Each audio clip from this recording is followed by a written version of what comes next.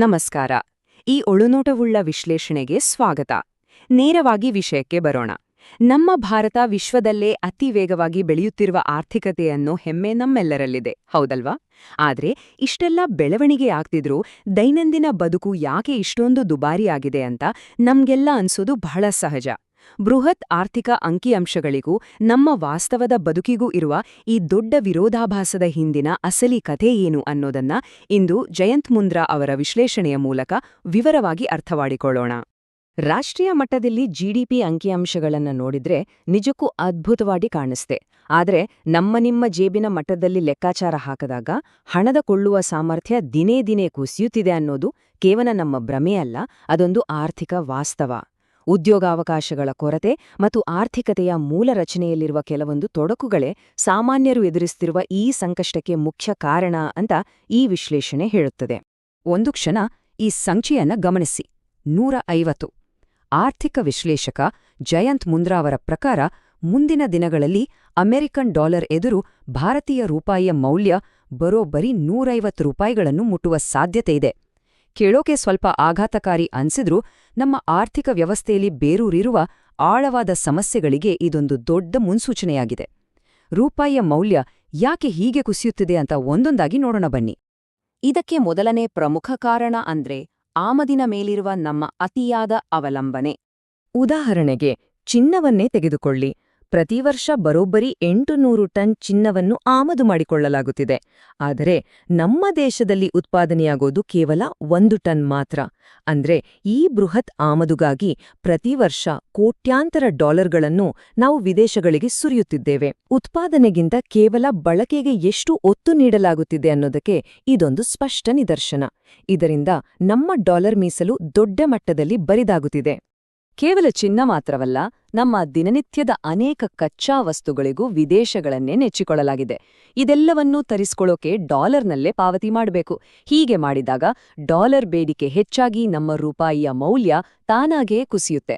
ರೂಪಾಯಿ ದುರ್ಬಲವಾದಾಗ ವಿದೇಶದಿಂದ ಬರುವ ಪ್ರತಿಯೊಂದು ವಸ್ತುವಿನ ಬೆಲೆಯೂ ಆಟೋಮೆಟಿಕ್ ಆಗಿ ಹೆಚ್ಚಾಗುತ್ತೆ. ಇದನ್ನೇ ಅರ್ಥಶಾಸ್ತ್ರದಲ್ಲಿ ಆಮದು ಹಣದುಬ್ಬರ ಅಂತ ಕರೆಯೋದು. ಇದು ನಮ್ಮ ದಿನಸಿ ಪೆಟ್ರೋಲ್ ಬೆಲೆ ಏರಿಕೆಗೆ ನೇರ ಕಾರಣವಾಗುತ್ತೆ. ಇದು ಕೇವಲ ಭೌತಿಕ ವಸ್ತುಗಳ ಕಥೆ ಮಾತ್ರವಲ್ಲ, ತಂತ್ರಜ್ಞಾನದ ವಿಚಾರದಲ್ಲೂ ಇದೇ ಕಥೆ. ಇಂದಿನ ದಿನಗಳಲ್ಲಿ ಬಹುತೇಕ ಎಲ್ಲರೂ ಬಳಸುವ ವಿದೇಶಿ ಕೃತಕ ಬುದ್ಧಿಮತ್ತೆ ಅಂದ್ರೆ ಎಐ ಮಾದರಿಗಳು ಮತ್ತು ಸಾಫ್ಟ್ವೇರ್ಗಳ ಸಬ್ಸ್ಕ್ರಿಪ್ಷನ್ಗಾಗಿ ಪ್ರತಿ ತಿಂಗಳು ದೊಡ್ಡ ಮೊತ್ತದ ಡಾಲರ್ಗಳು ಹೊರಹೋಗುತ್ತಲೇ ಇದೆ. ಮುಂದಿನ ದಿನಗಳಲ್ಲಿ ಈ ಎಐ ಕೇವಲ ಐಟಿ ಕ್ಷೇತ್ರವನ್ನಷ್ಟೇ ಅಲ್ಲದೆ ಇತರ ಹಲವಾರು ವೃತ್ತಿಗಳ ಮೇಲೂ ಗಂಭೀರ ಪರಿಣಾಮ ಬೀರಲಿದೆ ಅಂತ ಮೂಲಗಳು ಎಚ್ಚರಿಸುತ್ತಿವೆ. ಹೀಗಿರುವಾಗ ನಮ್ಮದೇ ಆದ ದೇಶೀಯ ತಂತ್ರಜ್ಞಾನದ ಕೊರತೆಯಿಂದ ಬಂಡವಾಳ ನಿರಂತರವಾಗಿ ಸೋರಿಹೋಗುತ್ತಲೇ ಇದೆ. ಹಾಗಾದ್ರೆ ಈ ವಸ್ತುಗಳನ್ನ ನಮ್ಮಲ್ಲೇ ಯಾಕೆ ಉತ್ಪಾದನೆ ಮಾಡಬಾರದು ಅನ್ನೋ ಪ್ರಶ್ನೆ ಬರಬಹುದು. ಅದೇ ನಮ್ಮ ಎರಡನೇ ದೊಡ್ಡ ಸವಾಲು, ಅಂದರೆ ಉತ್ಪಾದನಾ ವಲಯದಲ್ಲಿನ ಹಿನ್ನಡೆ. ನಾವೆಲ್ಲ ಭಾರತವನ್ನು ವಿಶ್ವದ ಫಾರ್ಮಸಿ ಅಂತ ಹೆಮ್ಮೆಯಿಂದ ಕರೆದುಕೊಳ್ತೇವೆ. ಆದ್ರೆ ವಾಸ್ತವ ಏನು ಗೊತ್ತಾ? ಔಷಧ ತಯಾರಿಕೆಗೆ ಬೇಕಾದ 70% ಕಚ್ಚಾ ವಸ್ತುಗಳು ಅಂದ್ರೆ ಎಪಿಐಗಳು ಇಂದಿಗೂ ಚೀನಾವಿಂದಲೇ ಆಮದಾಗುತ್ತಿವೆ. ಅದೇ ರೀತಿ ರೈತರ ಕೃಷಿಗೆ ಅತ್ಯಗತ್ಯವಾದ ರಸಗೊಬ್ಬರ ತಯಾರಿಕೆಗೆ ಬೇಕಾದ ಪೊಟ್ಯಾಷ್, ಸಲ್ಫರ್ನಂತಹ ವಸ್ತುಗಳಿಗೂ ಸಂಪೂರ್ಣವಾಗಿ ವಿದೇಶಗಳನ್ನೇ ಅವಲಂಬಿಸಲಾಗಿದೆ. ಇದು ನಮ್ಮ ಉತ್ಪಾದನಾ ವ್ಯವಸ್ಥೆಯ ಮೂಲಭೂತ ಅವಲಂಬನೆಯ ಕಟು ಸತ್ಯವನ್ನು ತೆರೆದಿಡುತ್ತದೆ. ಇದಕ್ಕೆ ನಮ್ಮ ತೆರಿಗೆ ಮತ್ತು ಸರ್ಕಾರದ ನೀತಿ ವ್ಯವಸ್ಥೆಯಲ್ಲಿನ ಲೋಪದೋಷಗಳೂ ಒಂದು ಕಾರಣ ಅಂತ ಲೇಖಕರು ಅಭಿಪ್ರಾಯಪಡ್ತಾರೆ. ಒಂದು ಸರಳ ಉದಾಹರಣೆ ನೋಡಿ. ಮನೆಗಳಿಗೆ ಸಬ್ಸಿಡಿ ದರದಲ್ಲಿ ಯೂನಿಟ್ಗೆ 5ರಿಂದ 7 ರೂಪಾಯಿಗೆ ವಿದ್ಯುತ್ ಸಿಗುತ್ತೆ. ಆದರೆ ಕಾರ್ಖಾನೆಗಳಿಗೆ ಅದು 11ರಿಂದ 17 ರೂಪಾಯಿ.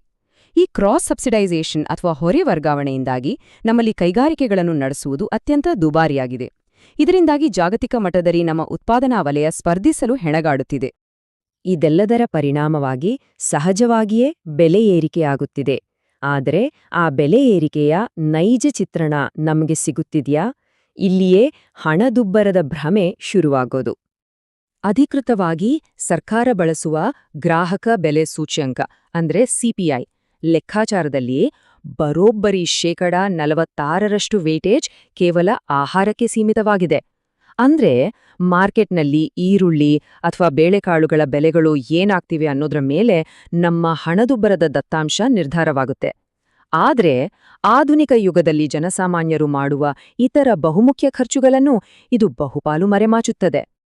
ಯಾವುದೇ ಸರ್ಕಾರಕ್ಕಾದ್ರೂ ಚುನಾವಣೆಯ ದೃಷ್ಟಿಯಿಂದ ಆಹಾರದ ಬೆಲೆಗಳನ್ನು ನಿಯಂತ್ರಣದಲ್ಲಿಟ್ಕೊಳ್ಳೋದು ಬಹಳ ಮುಖ್ಯ. ಆದ್ರೆ ವಾಸ್ತವದಲ್ಲಿ ಎಲ್ಲರ ಜೇಬಿಗೆ ಕತ್ರಿ ಹಾಕ್ತಿರುವ ದುಬಾರಿ ಶಿಕ್ಷಣ ಮತ್ತು ಆರೋಗ್ಯ ಸೇವೆಗಳ ವೆಚ್ಚ ಈ ಲೆಕ್ಕಾಚಾರದಲ್ಲಿ ಅಷ್ಟು ಪ್ರಾಮುಖ್ಯತೆ ಪಡೆದಿಲ್ಲ. ಉದಾಹರಣೆಗೆ ಹೇಳೋದಾದ್ರೆ, ವಾರ್ಷಿಕ $15 ಬಿಲಿಯನ್ ಮೀರಿದ ಬೃಹತ್ ವೈದ್ಯಕೀಯ ಡಯಾಗ್ನೋಸ್ಟಿಕ್ಸ್ ಮಾರುಕಟ್ಟೆಯ ಖರ್ಚುಗಳನ್ನ ಹಣದುಬ್ಬರದ ಅಧಿಕೃತ ಲೆಕ್ಕಾಚಾರದಲ್ಲಿ ಹೆಚ್ಚಾಗಿ ಪರಿಗಣಿಸಿಲ್ಲ ಅನ್ನೋದು ವಿಶ್ಲೇಷಕರ ವಾದ. ಈ ಆರ್ಥಿಕ ಅಸಮತೋಲನದ ಅತ್ಯಂತ ದೊಡ್ಡ ಮತ್ತು ಕಣ್ಣಿಗೆ ರಾಚುವ ಮತ್ತೊಂದು ಉದಾಹರಣೆಯಂದ್ರೆ ನಮ್ಮ ವಸತಿ ವಿರೋಧಾಭಾಸ. ಒಂದೆಡೆ ದೇಶದಲ್ಲಿ ತೀವ್ರವಾದ ವಸತಿ ಕೊರತೆ ಇದೆ, ಜನರಿಗೆ ಇರಲು ಸೂರು ಇಲ್ಲ ಅಂತ ನಾವು ದಿನನಿತ್ಯ ಕೇಳ್ತೇವೆ. ಆದರೆ ಇನ್ನೊಂದೆಡೆ ದೇಶದಾದ್ಯಂತ ಬರೋಬ್ಬರಿ 2 ಕೋಟಿಗೂ ಹೆಚ್ಚು ನಿರ್ಮಿತ ಮನೆಗಳು ಸಂಪೂರ್ಣವಾಗಿ ಖಾಲಿ ಬಿದ್ದಿವೆ ಅಂತ ದತ್ತಾಂಶಗಳು ಹೇಳ್ತವೆ. ಇಷ್ಟೊಂದು ದೊಡ್ಡ ಸಂಖ್ಯೆಯಲ್ಲಿ ಮನೆಗಳು ಖಾಲಿ ಇದ್ರೂ ಜನಸಾಮಾನ್ಯರಿಗೆ ಸೂರು ಯಾಕೆ ಸಿಗ್ತಿಲ್ಲ ಅನ್ನೋದು ನಿಜಕ್ಕೂ ಒಂದು ಆಶ್ಚರ್ಯಕರ ವಿಚಾರ ಅಲ್ವಾ? ಇದಕ್ಕೆ ಉತ್ತರ ಮಾರುಕಟ್ಟೆಗೆ ಬರುತ್ತಿರುವ ಹೊಸ ಮನೆಗಳ ಪೂರೈಕೆಯಲ್ಲಿದೆ. ಇಲ್ಲಿ ಗಮನಿಸಿ, ಹೊಸದಾಗಿ ನಿರ್ಮಾಣವಾಗುತ್ತಿರುವ ಮನೆಗಳಲ್ಲಿ 50%ಕ್ಕೂ ಹೆಚ್ಚು ಬರೋಬ್ಬರಿ 1.5 ಕೋಟಿಗೂ ಮೇಲ್ಪಟ್ಟ ಐಷಾರಾಮಿ ಮನೆಗಳೇ ಆಗಿವೆ. ಕೇವಲ 12% ಮಾತ್ರ ಜನಸಾಮಾನ್ಯರಿಗೆ ಕೈಗೆಟುವ ಮನೆಗಳು ನಿರ್ಮಾಣವಾಗುತ್ತಿವೆ. ಅಂದರೆ ಬಿಲ್ಡರ್ಗಳು ವಾಸಿಸುವರಿಗಾಗಿ ಮನೆ ಕಟ್ಟುವುದಕ್ಕಿಂತ ಹೆಚ್ಚಾಗಿ ಹೂಡಿಕೆದಾರರು ಮತ್ತು ಎನ್ಆರ್ಐಗಳಿಗಾಗಿ ಐಷಾರಾಮಿ ಮನೆಗಳನ್ನ ಕಟ್ಟುತ್ತಿದ್ದಾರೆ ಅನ್ನೋದು ಇಲ್ಲಿ ಸ್ಪಷ್ಟವಾಗುತ್ತೆ. ಇದೆಲ್ಲದರ ಒಟ್ಟು ಪರಿಣಾಮವೇ ಈ ಕಟು ವಾಸ್ತವ. ಹೆಚ್ಚಿನ ಭಾರತೀಯರಿಗೆ ಭವಿಷ್ಯದಲ್ಲಿ ಸ್ವಂತ ಮನೆ ಖರೀದಿಸುವ ಕನಸು ಕೇವಲ ಕನಸಾಗಿಯೇ ಉಳಿಯುವ ಸಾಧ್ಯತೆ ಇದೆ ಅಂತ ಜಯಂತ್ ಮುಂದ್ರಾ ಕಳವಳ ವ್ಯಕ್ತಪಡಿಸ್ತಾರೆ. ರಿಯಲ್ ಎಸ್ಟೇಟ್ ಅನ್ನೋದು ಇಂದು ಕೇವಲ ವಾಸಿಸುವ ಜಾಗವಾಗಿ ಉಳಿದಿಲ್ಲ, ಅದೊಂದು ಬಂಡವಾಳ ಹೂಡಿಕೆಯ ಮತ್ತು ಬೆಲೆ ಏರಿಕೆಯಿಂದ ರಕ್ಷಣೆ ಪಡೆಯುವ ಸಾಧನವಾಗಿ ಸಂಪೂರ್ಣವಾಗಿ ಬದಲಾಗಿ ಹೋಗಿದೆ. ಹಾಗಾದ್ರೆ ಇದೆಲ್ಲದಕ್ಕೂ ಪರಿಹಾರವೇನು? ಈ ಸುಳಿಯಿಂದ ಹೊರಬಂದು ನೈಜ ಸ್ವಾವಲಂಬನೆ ಸಾಧಿಸುವುದು ಹೇಗೆ? ಈ ವಿಶ್ಲೇಷಣೆಯಲ್ಲಿ ಪ್ರಮುಖವಾಗಿ 3 ಪರಿಹಾರಗಳನ್ನು ಮುಂದಿಡಲಾಗಿದೆ. ಮೊದಲನೆಯದಾಗಿ, ಸರ್ಕಾರದ ನೀತಿಗಳಲ್ಲಿರುವ ಲೋಪಗಳನ್ನು ಸರಿಪಡಿಸಿ ಕೇವಲ ಬೃಹತ್ ಕಾರ್ಪೊರೇಟ್ಗಳಿಗೆ ಮಾತ್ರವಲ್ಲದೆ ಎಲ್ಲಾ ಸ್ತರದ ಸಣ್ಣಪುಟ್ಟ ಉದ್ಯಮೆಗಳಿಗೂ ಉತ್ಪಾದನಾ ಪ್ರೋತ್ಸಾಹ ಸಿಗುವಂತಾಗಬೇಕು. ಎರಡನೆಯದಾಗಿ, ಮೂಲಭೂತ ಕಚ್ಚಾ ವಸ್ತುಗಳಿಗಾಗಿ ವಿದೇಶಗಳಲ್ಲಿ ನಮ್ಮದೇ ಜಂಟಿ ಕಾರ್ಖಾನೆಗಳನ್ನು ಸ್ಥಾಪಿಸಿ ಪೂರೈಕೆ ಸರಪಳಿಯನ್ನು ಭದ್ರಪಡಿಸಿಕೊಳ್ಳಬೇಕು.